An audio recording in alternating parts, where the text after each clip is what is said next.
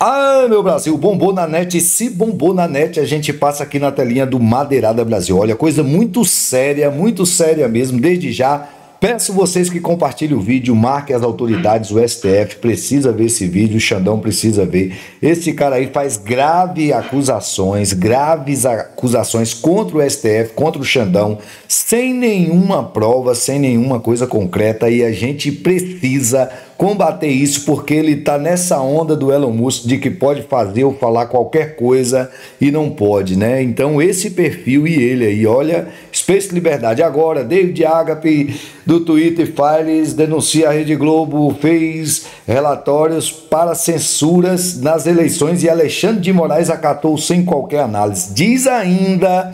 Sério isso, olha, diz ainda que facções criminosas ameaçaram pessoas a votarem em Lula nas eleições passadas. Mentira, então essas pessoas aí, olha, que foram marcadas no perfil, David Agri, Mário Naufal, Sheila Schellenberg, o outro repórter lá, o Elon Musk e o Bolsonaro, o SP também, são canalhas do mesmo pacote aí, estão fazendo sérias acusações. Eu vou passar o vídeo aqui, vocês compartilhem esse vídeo para chegar em mais pessoas possíveis, porque esse cara precisa ser responsabilizado ou no mínimo avaliado o que ele está falando aí, para ver se tem algum tipo de veracidade nesse caso. Ainda durante as eleições de 2022, às vésperas do segundo turno, o então advogado do presidente Lula, Cristiano Zanin, afirmou ter documentado um ecossistema de desinformação. Interessante pontuar que a Rede Globo, que eu não tenho nada contra, tá? Publicou esse relatório como se fosse uma investigação policial já finalizada. Não colocou que era uma suspeita,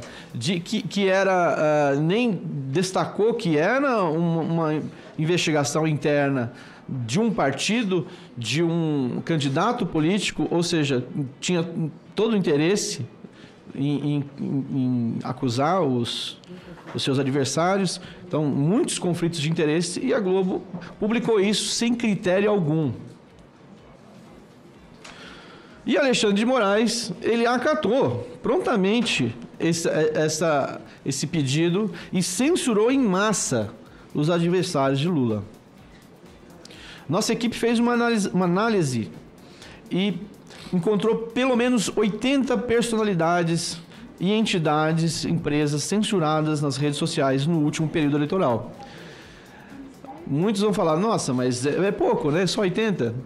Não, são personalidades, políticos, são artistas, são influenciadores, e isso não entra o povo em geral, que provavelmente é muito mais. No entanto, nós não temos como saber quantas pessoas foram censuradas. Por quê?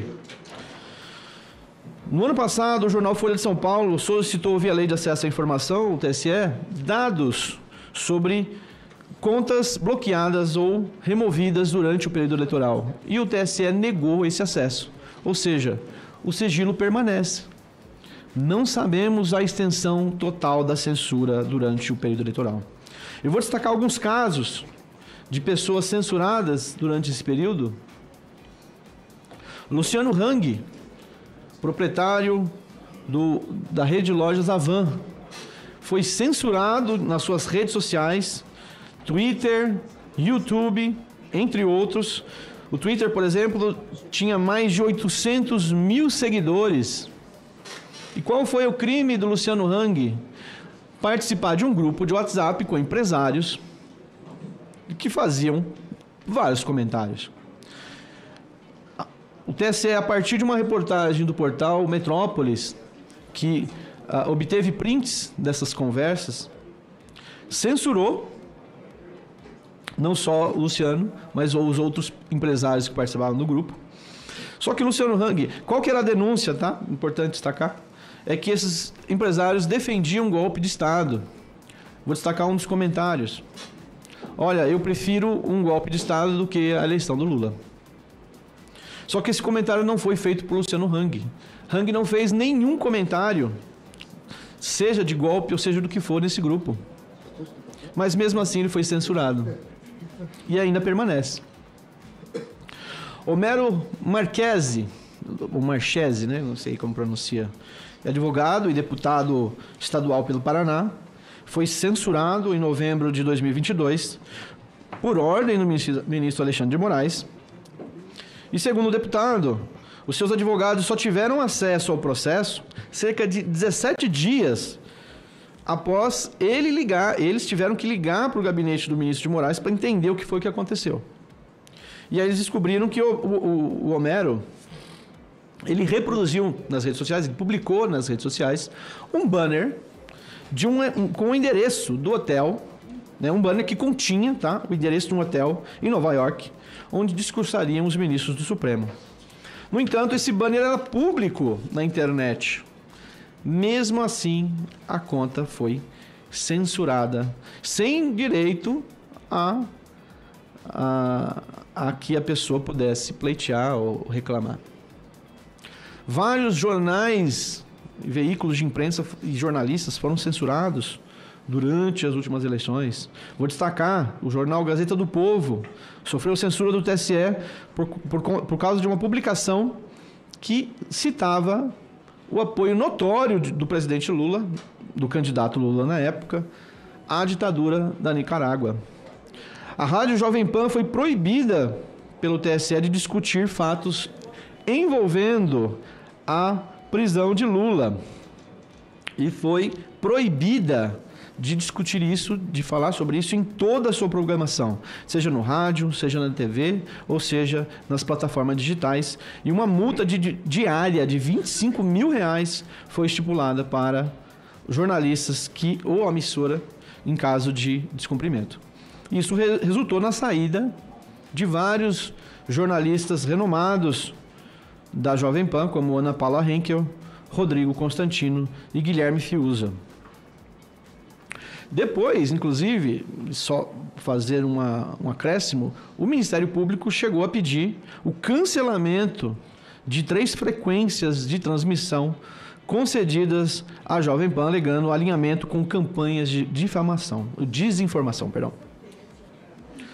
O site O Antagonista foi censurado também, obrigado a deletar uma reportagem que trazia áudios de um membro de uma conhecida facção criminosa, manifestando preferência pelo candidato Lula, além de ser proibido de mencionar a censura em artigos subsequentes, ou seja, mais um caso de censura prévia.